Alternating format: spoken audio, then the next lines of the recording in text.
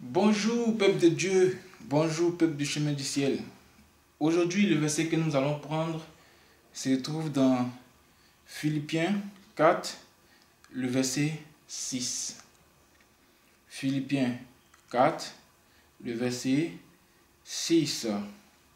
La Bible nous dit, ne vous inquiétez de rien, mais en toute chose, faites connaître vos besoins à Dieu par des prières et des supplications avec des actions de grâce. Je reprends le verset. La Bible nous dit, ne vous inquiétez de rien, mais en toute chose, faites connaître vos besoins à Dieu par des prières et des supplications avec des actions de grâce. Peuple de Dieu, dans ce verset, qu'est-ce que Dieu veut nous faire comprendre? La Bible nous dit, ne vous inquiétez de rien. Là, c'est-à-dire, Dieu te dit, à toi qui es son enfant, à toi qui es son fils, à toi qui le suis, il ne faut pas t'inquiéter. Dieu te dit, ne t'inquiète de rien. Mais en toute chose, il faut faire que si, quel que soit ce qui va se passer, quel que soit ce qui se passe, il ne faut pas avoir peur. Mais en toute chose, c'est-à-dire si tu as besoin de quelque chose, si tu dois faire quelque chose, si tu dois te lancer dans quelque chose, il faut aller vers Dieu. Et comment aller vers Dieu? La Bible nous dit, faites connaître votre besoin à Dieu par des prières et des supplications.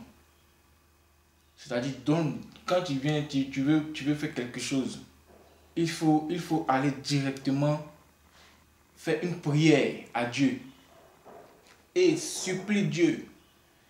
C'est-à-dire, demande même, avant de commencer ta prière, demande à Dieu d'abord de pardonner même tes péchés.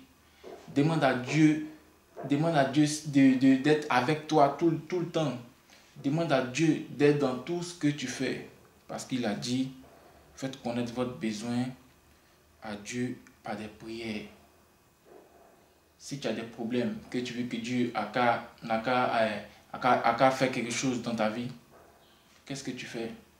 Tu te tournes vers Dieu et tu commences à lui parler par des prières. Si tu as besoin de Dieu dans telle chose, tourne-toi vers Dieu et commence à faire ta prière.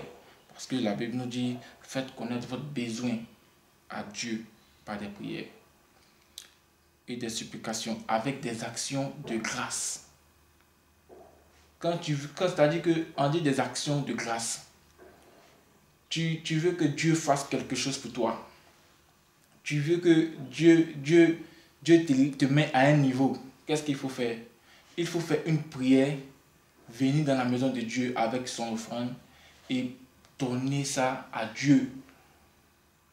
C'est-à-dire que l'offrande accompagnera ta prière.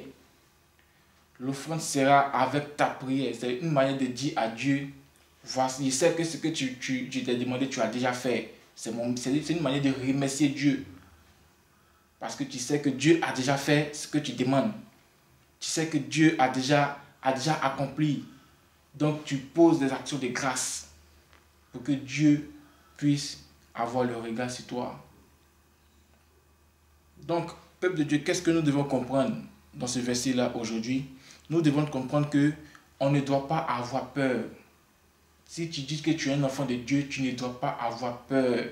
Ça peut arriver que des tout petits trucs t'arrivent. Ça peut arriver que des petits trucs vont se passer dans ta vie. Mais il ne faut pas avoir peur parce que à la fin, c'est toi qui gagne. À la fin, c'est nous qui gagnons, c'est Dieu qui gagne. C'est pour ça que Dieu te dit de ne pas avoir peur.